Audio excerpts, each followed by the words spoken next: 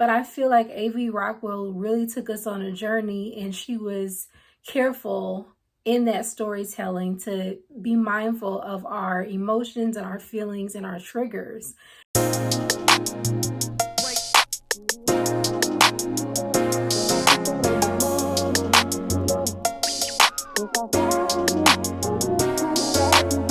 What's up, you guys? We have another film review by a Black woman director, and we're going to get into it. The film for today is called 1001 by A.V. Rockwell. So this is Kimber in the future, and sorry I'm not looking at you guys. I'm adjusting to my camera. This film was incredible. I enjoyed it from start to finish. It's starring Tiana Taylor, and I'll list some of the other actors in a minute. So I don't think that we've done a video yet highlighting Black women directors that was set in New York City. And I think that this is an incredible film. It is actually, would you consider 90s a period piece? This film is set in the 90s, and it follows the main character, Inez. Inez is the main character in this film, and she basically goes on a journey to get her son back. So we have Inez, we have Terry, we have Lucky. These are the three main characters in this film. And Terry, the older Terry, is played by Josiah Cross, and Lucky is played by William Catlett. Young Terry, he's played by Aaron Kingsley. And we have the middle-aged Terry played by Evan Courtney. We're on, like I said, we're on the streets of New York City. And it prepares us. So the film opens up and it's the streets of New York City, and it prepares us for the world. You know, the world that they're painting in this, that she's decided to paint in this film, A.V. Rockwell.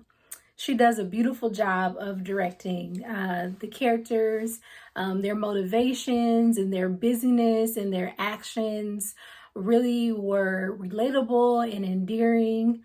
And I say endearing because you really feel for Inez. You feel for her character as a mom, and it really brings us into their lives and into the story.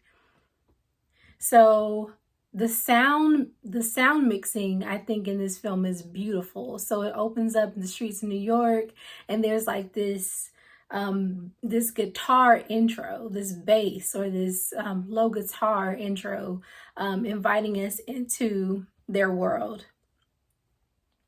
It is and I'm not sure if a period film is considered the 90s, but it is set in the 90s. We have old footage, and so I was like, oh, this is old footage of the 90s because you see the Twin Towers there. And then we cut to Inez in prison, and it says 1994. So Inez did some time in Rikers Island, and the pace of this film moves smoothly. I love the pace of it. I think it moves very smoothly throughout. And she meets Terry. Terry is a boy, very quiet. We see Inez meet him, and she's trying to engage with him, but he's very apprehensive and shy. So we began to empathize with Terry. He's with his friends and all of that. But we begin to empathize with Terry when he goes to the hospital. And he's in the hospital because he has tried to escape from his foster family. So he's in foster care. And we know right away that Inez wants to have her son back. And you empathize with Inez as well because she has this history, she has this past, but she wants to finally do right. She wants to finally have I wouldn't say perfect life, but she wants to succeed. She wants to be She wants to contribute to the world and succeed and do better. And she wants to do that through her son also. She wants her son to have a better life than what she did. And so we see this scene and they're in the hospital, and you see the inner workings of Inez. She's very conflicted on what she should do. She's thinking in her mind, like, you know, is it worth me kidnapping my son, or do I leave him here to come up in this foster care system like I did? Inez, also grew up in the system. He finally talks. Terry's first words is, "It's corny." And she talks about a toy that she bought him, and he basically says that it's corny. So that's the first words that you hear Terry say. And we understand that she can't find her sister because she's been locked in the lost or locked, whichever one you want to say, you know, being lost and locked up kind of has their trauma, both has their traumas to it, but she has lost her sister in the foster care system.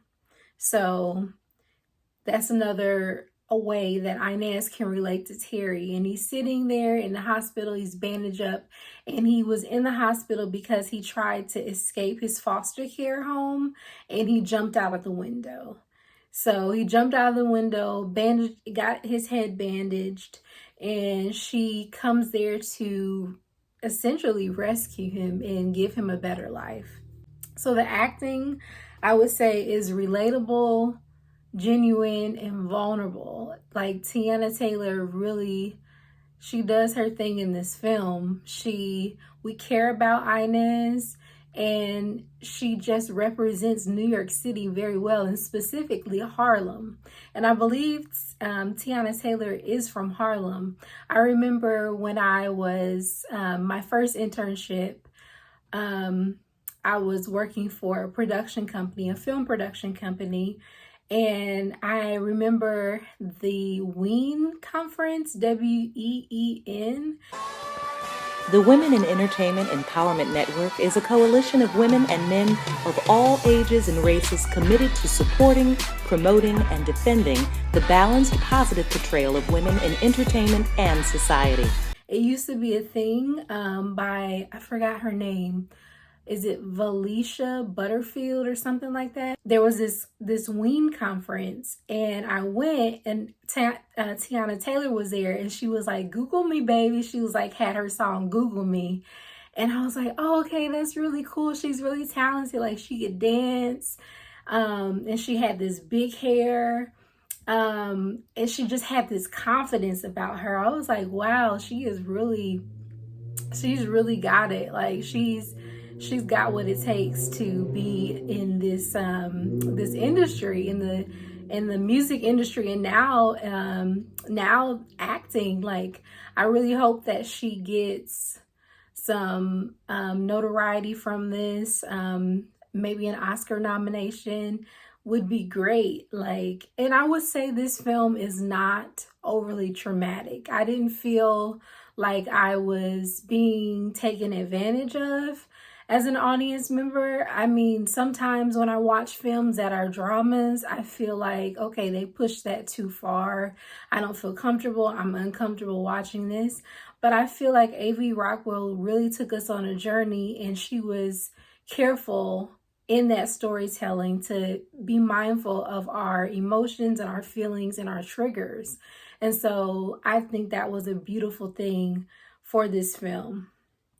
Even though the subject matter of kidnapping, foster care, drugs, those are heavy topics, but she created the film in a way that the core was the family. It was about family. It was about redemption. It was about love, relationships. You see the interaction between Lucky and Inez, and they have this beautiful, loving relationship. They love each other as a couple. And then you see the turmoil that they have as well. we find out that he's messing with another lady, like it's implicated in the film. Um, but I'm sure that that happens all the time, especially in a city that is so full of life. And what am I trying to say? It's in a city full of life, but there's so many distractions. You know, there's so many distractions going on, and it's like, how do you stay faithful? Like, how do you stay faithful? I'm not saying that that's an excuse for unfaithful behavior, but a lot of times when you are tempted, it's because the distractions are there. If there are no distractions, you could, you know, be a saint if nothing's happening. But I will say that that was a dynamic in their relationship. And so you have all of these themes that was painted so beautifully. It was like a beautiful orchestra or a beautiful painting that was presented in front of us in an urban way too, like a for the culture way, like for the Black culture. Like I felt all the Blackness in this, and I feel like it was very empowering to watch. It's like, yeah, you go, girl, you raise your son, you know, like you can do it, don't let nobody stop you. And I do think that it wasn't necessarily condoning kidnapping. It was just like the love superseded her actions. The love superseded the crime. Because it was a crime to take a child without permission, you know, from that. I mean, I'm not sure how the system works, but if he belongs to the state, excuse me, I'm not sure how the system works, but if he belongs to the state, then that means that, you know, he's not hers to take. So I feel like it just kind of heightened the stakes as well, because in the film she also says, you know, I feel it, something's going to happen, something's going to happen.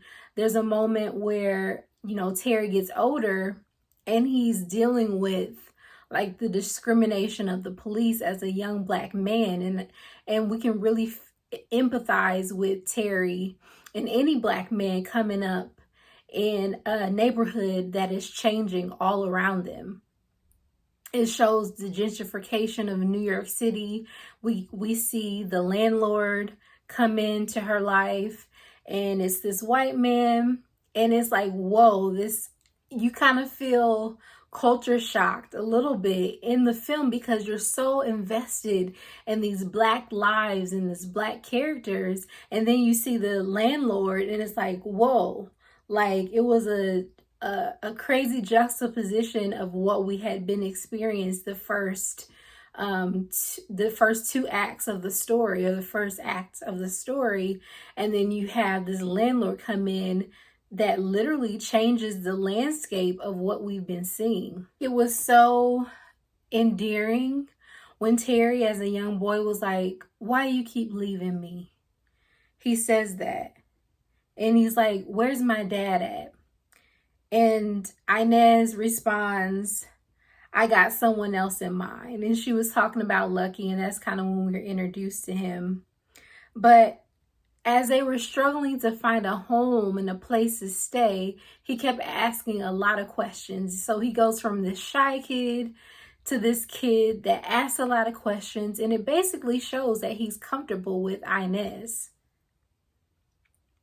So let's just shout out the costume design and the production design, things that allow me to know that we're in the 90s. I'll give you a list. It's using the payphone, drinking in the teal and purple logo graphic cup.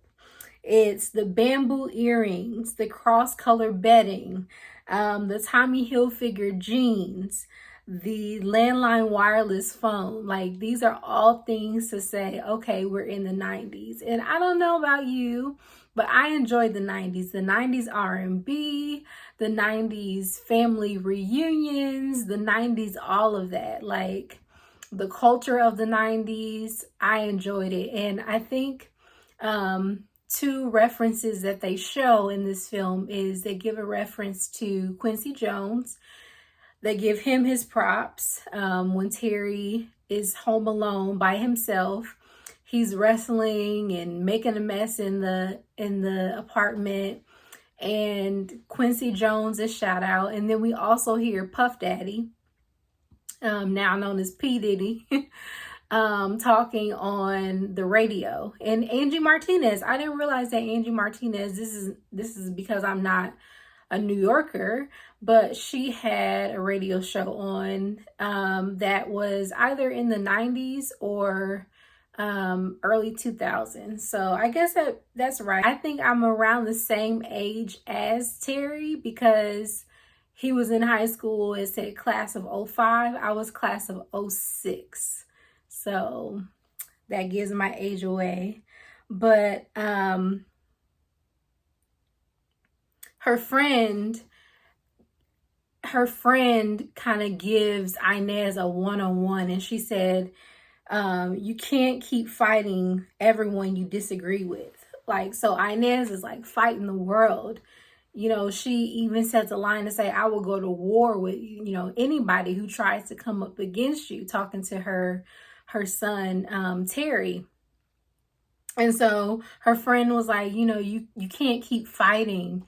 You can't keep fighting everyone. You can't keep fighting the world. She didn't say you can't keep fighting the world. I just added that. But she said you can't keep fighting everyone you disagree with. And so I think that was an eye-opener for Inez, and her friends seemed really cool. Like, it seemed like they had a good relationship, but she didn't get along with her friend's mom. Her friend's mom, like, completely disrespected her and called her like a streetwalker and things like that. But you know how sometimes people just go through things and they just have a, I don't want to say bad life, but everybody's not as fortunate. Someone always has it worse than you. And sometimes people just have a hard life. They just were born into a life that was not favorable to them. And that's why there are other people in this world that can help. I believe that you should help other people when you see somebody going through something, like if it's a close friend or something, help them.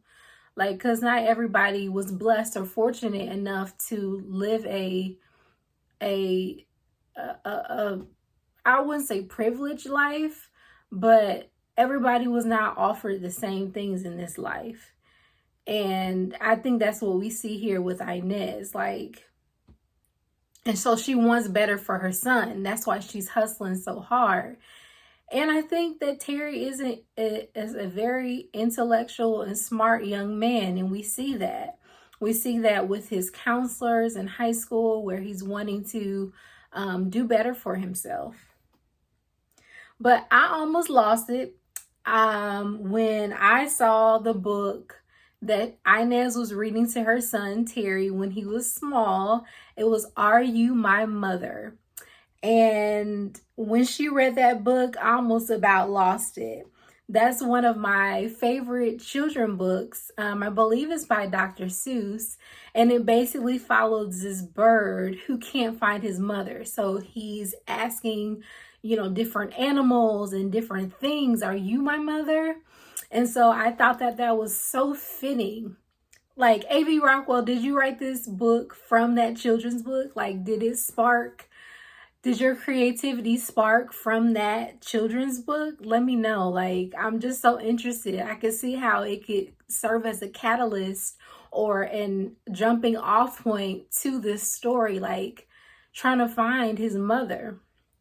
And so I used to be a tutor for AmeriCorps.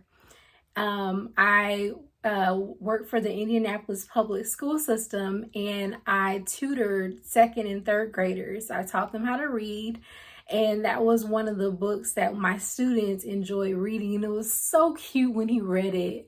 Like, it made me feel so,